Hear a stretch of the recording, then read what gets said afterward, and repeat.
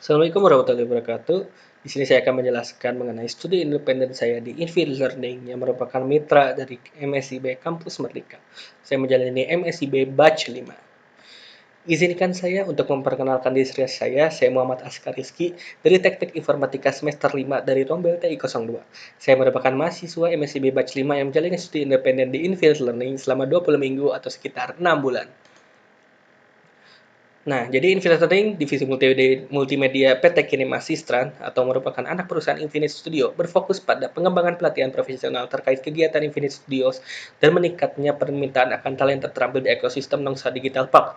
Memperluas kegiatan pelatihan in-house mereka saat ini. Infinite Learning mendapatkan lisensi LPK dari Kementerian Tenaga Kerja RI pada tahun 2018, sehingga Infinite Learning dapat membuka kegiatan studi independen dan magang di MSIB Kampus Merdeka. Hard skill yang saya pelajari di Infinite Learning yang bertemakan Hybrid Cloud AI dan Red Hat, saya mempelajari mengenai Artificial Intelligence, Cyber Security, tools IBM, Project Capstone, dan Red Hat RHCSA yang dimana akan saya jabarkan di slide berikutnya.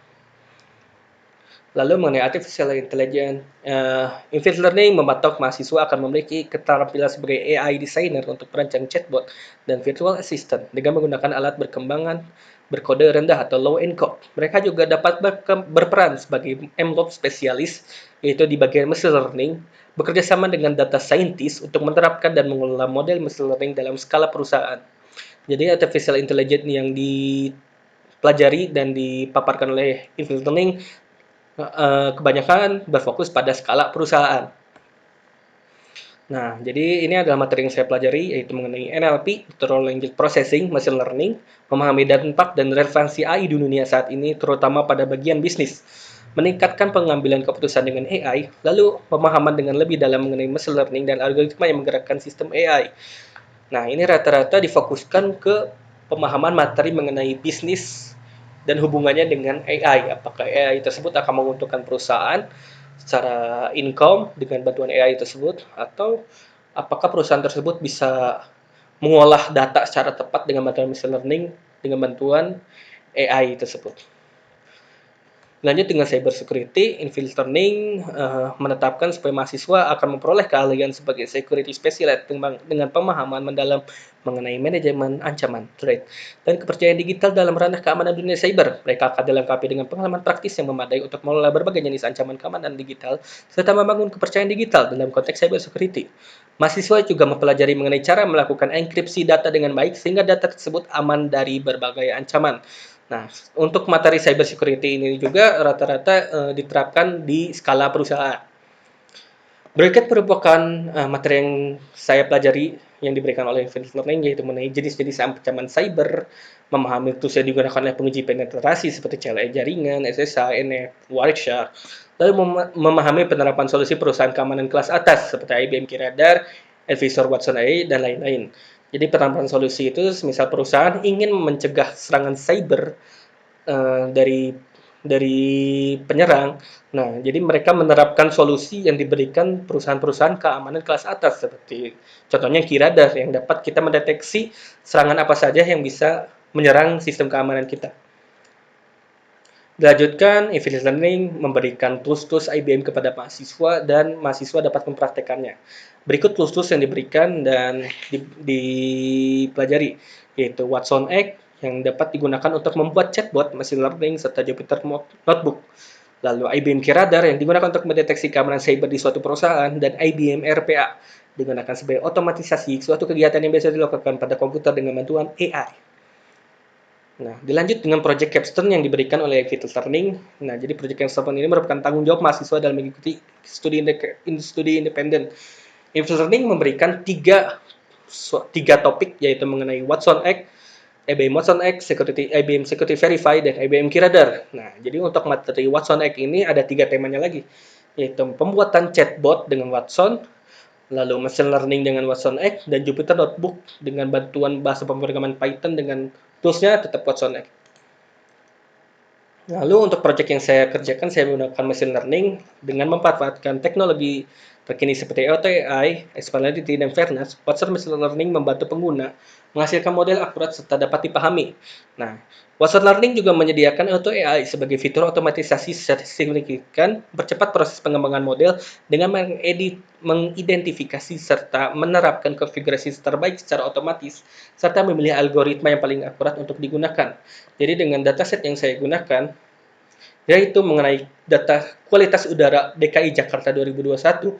Nah, jadi dengan proyek capstone yang saya kerjakan ini, saya menggunakan dataset ini, lalu saya olah menggunakan Watson Machine Learning. Dikarenakan Watson Machine Learning memiliki auto AI, sehingga dataset yang saya masukkan ke machine learning tersebut dapat diproses secara cepat dan tepat. Lalu dengan bantuan auto AI pada Watson Machine Learning juga kita langsung dapat menggunakan algoritmanya. Jadi algoritmanya sudah dipilih secara otomatis oleh Watson Machine Learning. Nah, jadi kenapa saya menggunakan algoritma extraterritorial regression? Karena data saya bersifat numerik dan auto AI sudah memprosesnya supaya dipilihlah algoritma tersebut dikarenakan memiliki proses pengolahan yang terbaik untuk data yang bersifat numerik. Nah, ini merupakan hasil dokumentasi proyek saya, di mana saya mengimplementasi dataset supaya mengetahui polusi udara di DKI Jakarta ini bagaimana. Nah, ini di rentang Oktober sampai dengan Desember, hasil polusi udaranya adalah di 77 sampai 83. Jadi, saya penerapannya dibagi 3, yaitu yang udaranya baik di bawah angka 50, yang udaranya sedang di angka 50 sampai 100, yang udaranya tidak baik di angka 100 sampai dengan 150. Nah, di rentang angka ini bahwa saya dapat menyimpulkan bahwa rentang udara di DKI Jakarta dari Oktober sampai dengan Desember bahwa kualitas udaranya itu sedang. Dan akhirnya saya telah mendapatkan hasil dari implementasi tersebut. Terdapat 3 hasil implementasi ini, tapi saya cantumkan di bulan Oktober sampai dengan Desember. Lalu saya mempelajari mengenai Red Hat, di mana saya mempelajari mengenai dua modul, yaitu RH124 dan RH134. Dan di mana di akhirnya kita telah mendapatkan kesempatan untuk menjalani sertifikasi RHCSA yang dijalankan secara offline. Nah, jadi hal-hal yang saya pelajari mengenai RHCSA dan Red Hat ini yaitu mengenai dasar-dasar perintah pada terminal Red Hat, manage user dan grup pada Red Hat, manage file folder pada Red Hat. Saya juga mempelajari mengenai SSH, yaitu proses penghubungan dari satu komputer ke server atau komputer lain, mempelajari archive pada Red Hat seperti pembuatan tar pada folder, tapi dengan terminal. Lalu saya juga mempelajari mengenai instalasi repository pada Red Hat dengan menggunakan DNF Config Manager. Lalu saya juga mempelajari cara menambahkan dan juga cara menghapus atau memodifikasi network pada Red Hat. Saya mempelajari manage storage dengan menggunakan fdisk dan parted, yaitu cara membuat partisi pada Linux Red Hat. Saya juga mempelajari mengenai modifikasi serta menghapus partisi tersebut. Lalu mempelajari menggunakan script shell pada Red Hat, lalu mempelajari mengenai troubleshoot dengan boot pada Red Hat seperti kita ingin mengatur ulang password root pada Red Hat, bisa kita troubleshoot dengan bootnya. Lalu saya juga mempelajari instalasi dan konfigurasi kontainer pada Linux Red Hat dan juga kita mempelajari mengenai cara menjalankan service kontainer tersebut. Nah, ada 2 kegiatan pada dokumentasinya, yaitu secara online dan juga secara onsite. Online ini biasa kita jalankan biasanya sehari-hari kita jalankan secara online. Saya menjalani secara online dan mentor memaparkan materi secara online, secara dengan virtual Zoom.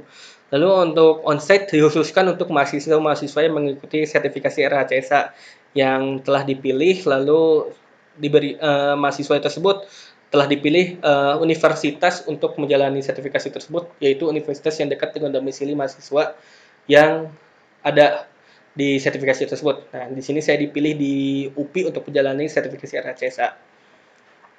Nah, mungkin sekian dari saya. Terima kasih. Jadi saya telah menjalani studi independen selama 20 minggu atau 6 bulan. Dan saya telah mempelajari banyak hal, terutama capstone project yang telah saya hasilkan, yaitu dengan machine learning auto AI. Saya dapat memproses suatu dataset yang dimana saya bisa menyimpulkan polusi udara DKI Jakarta itu tergolongnya tidak baik dari hasil dataset yang telah saya implementasi. Akan saya jabarkan lebih banyak di laporan mengenai hasil dataset tersebut. Terima kasih dari saya. Mohon maaf bila ada kesalahan. Wassalamualaikum warahmatullahi wabarakatuh.